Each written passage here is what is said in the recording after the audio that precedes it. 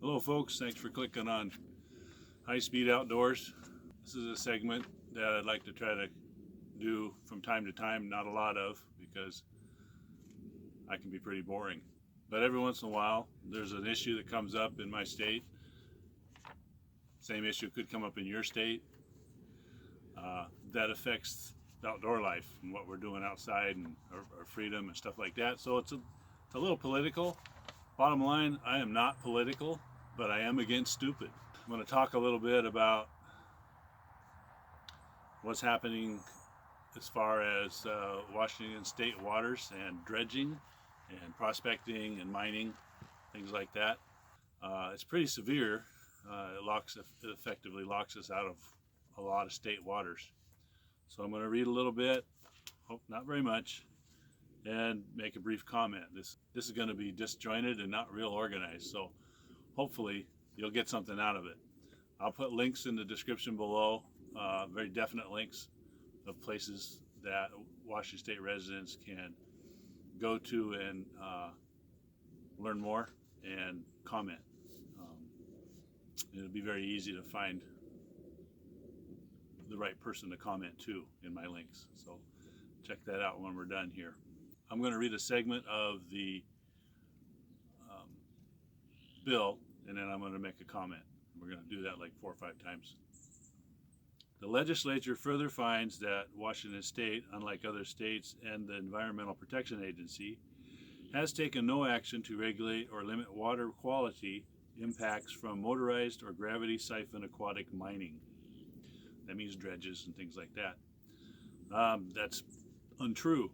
I've dredged off and on for years, and there are plenty of requirements that I have to follow and restrictions and safety things that need to be done.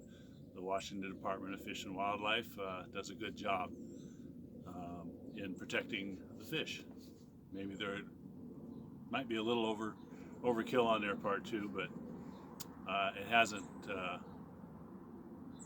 hasn't hurt my enjoyment of the hobby. We have restrictions currently of nozzle size. There's seasonal times and operation times in which you can dredge. There's runoff restrictions. You have to be, in some cases, you have to be 10 feet from the water so that the water settles.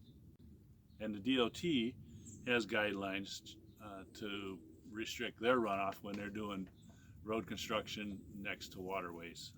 And that's just a few. There's more. All right, to continue.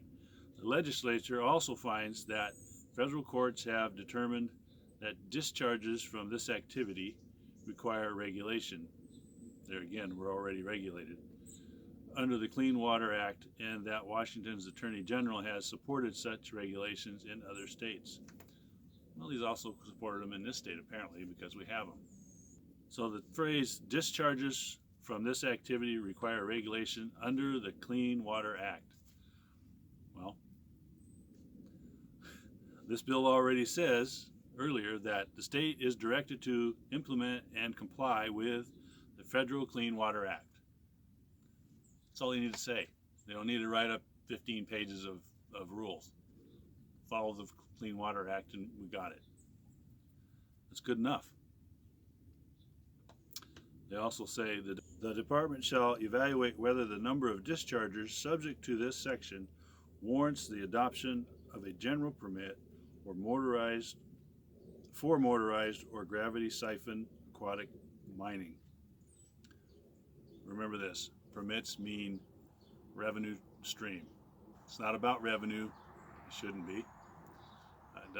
Permits do nothing to add to the safety of anything. It's just about money. We already have permitting requirements. We have to get an HPA, a hydraulic project approval, for dredging at certain times of the year,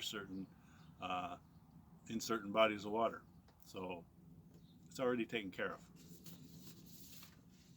All right, now 2 definitions that are important.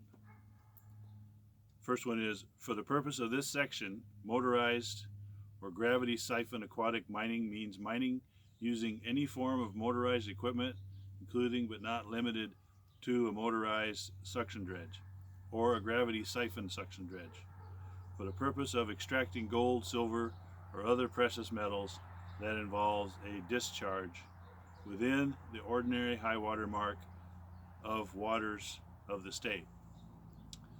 Now, currently, within the wetted perimeter, there are restrictions, and that means within the body of water, and that's good, that's safe. The wetted perimeter is from the edge of the water out to some point where, high water mark is, or from the edge of what this is saying is from the edge of the water to the highest point where the water reaches. There's restrictions. Currently, we can run a dredge or any kind of motorized device to wash the sand and silt and gravels. So now the definition of the ordinary high water mark. Ordinary high water line, or mark, means the mark on the shores of all water that will be found by examining the bed and banks and ascertaining where the presence and action of water are so common and usual and so long continued in ordinary years as to mark upon the soil or vegetation a character distinct from the abutting upland, provided that in any area where the ordinary high water line cannot be found, the ordinary high water line adjoining salt water is the line of mean higher water, and the ordinary high water line adjoining fresh water is the elevation of the mean annual flood. This effectively locks us out. Currently, outside of the wetted perimeter or the body of the stream or river, if you have a long area of beach and stuff, running a dredge or running a sluice, whether it's motorized or not, I mean, you can pump water into a sluice and